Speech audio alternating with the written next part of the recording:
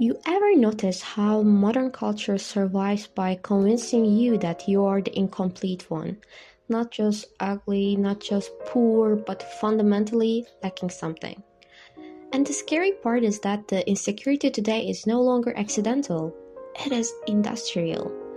Fashion, beauty culture, social media, luxury branding, they all operate on the same psychological mechanism.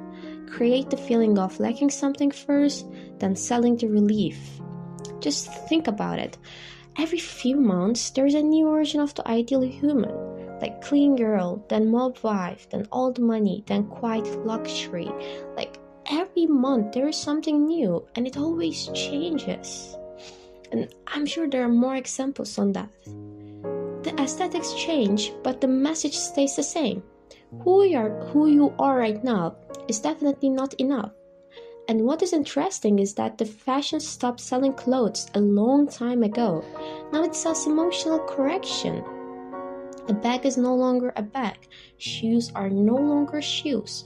And here I don't mean that fashion is something not that important. I think it's the best way to reflect yourself. And I love fashion.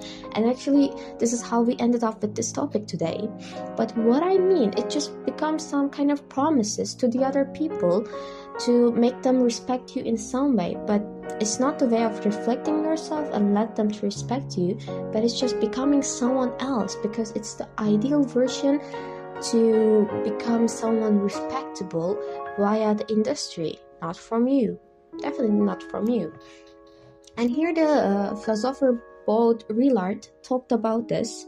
He believes modern society no longer consumes objects for practical use. We consume symbols.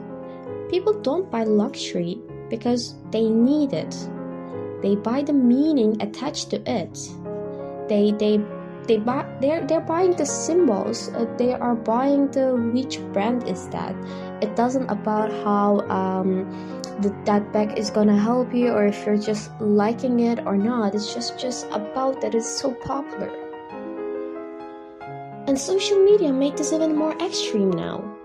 Now we are constantly exposed to created lives that feel spiritually untouchable. The perfect apartments, perfect skin, perfect routines, perfect taste. For me, like saying perfect taste is sorry, but bullshit. Taste is something just about you, and you never can make it perfect. And slowly, without noticing, people start to experience their own lives as aesthetically insufficient. That's why consumer culture works so well, because insecurity creates permanent customers. If you truly loved yourself completely, entire industries would collapse. And maybe that's the darkest part. The system doesn't need you happy, it needs you uncertain. And by the way, when I'm talking about industry, it goes through different kind of brands and everything.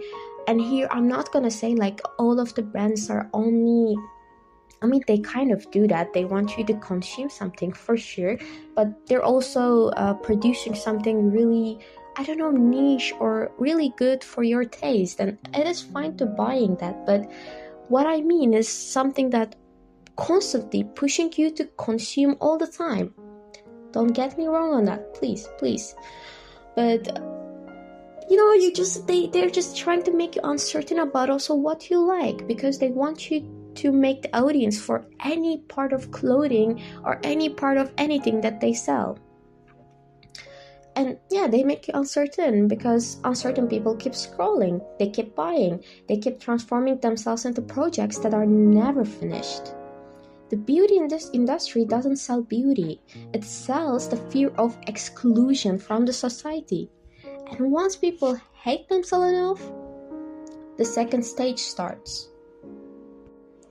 At some point, consumption stopped being about ownership.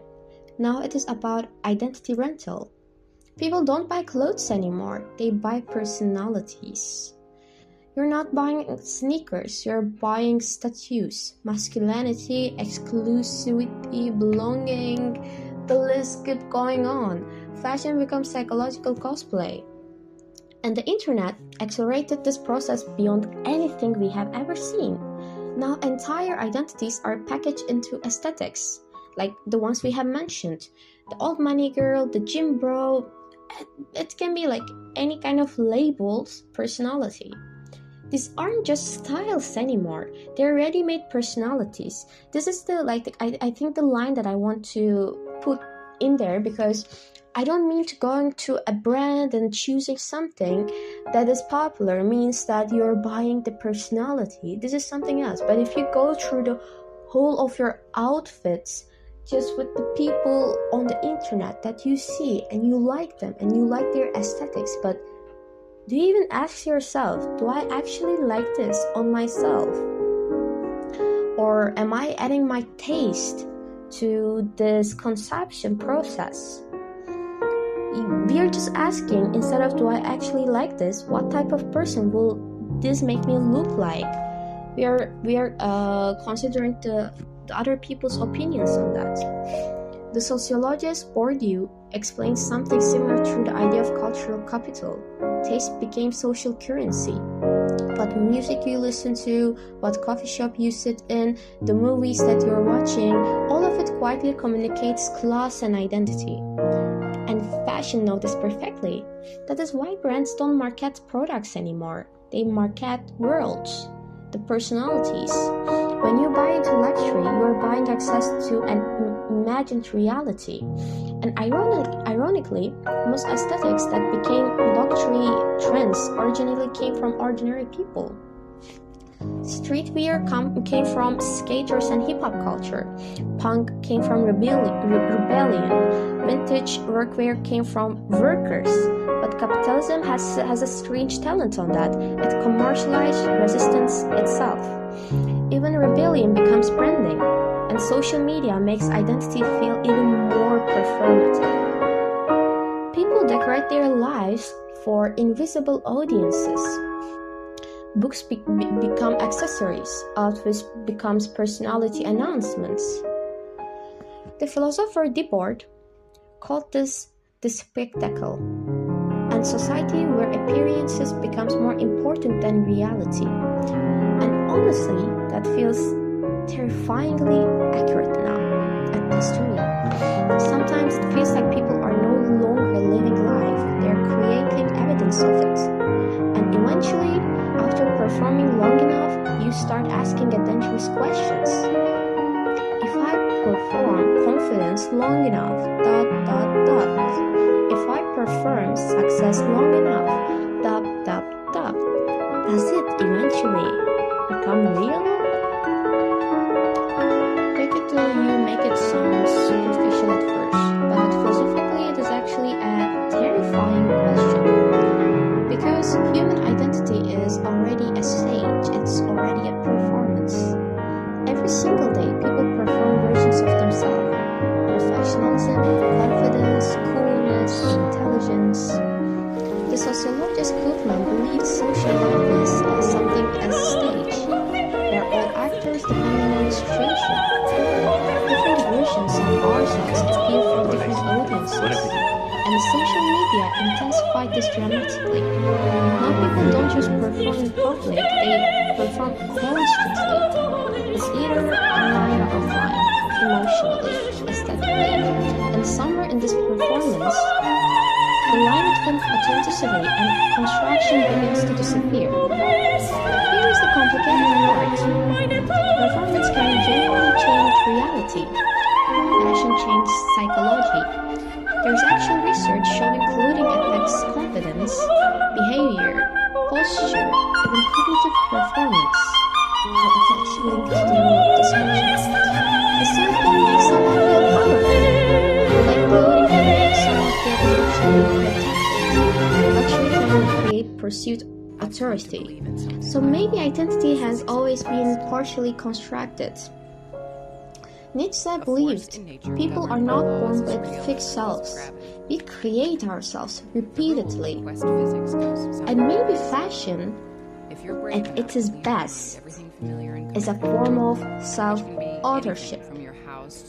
At its best, not stealing from someone, not deception, creation, but there is also danger. Because if your entire identity depends on performance, eventually you forget who exists underneath it. And I think modern culture pushes people into that exact crisis. People become brands, personalities become aesthetics, human beings become content strategies. You stop asking, who am I? And start asking, what version of me performs best? What version of me selling the best? You're making yourself a product. That is the real danger of fake it till you make it. Sometimes you make it, but the person who arrives there no longer feels real. So yeah, fake it till make it, but keep going to ask you during the whole process, who am I underneath all of this? Sometimes it will work, sometimes it might not. It might not. No. It might not. But the point is checking on it. And if it is working, that's slowly. But if it is not, just stop it right there.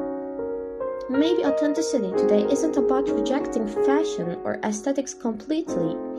Maybe it is simply about asking, did I choose this identity or was it chosen for me?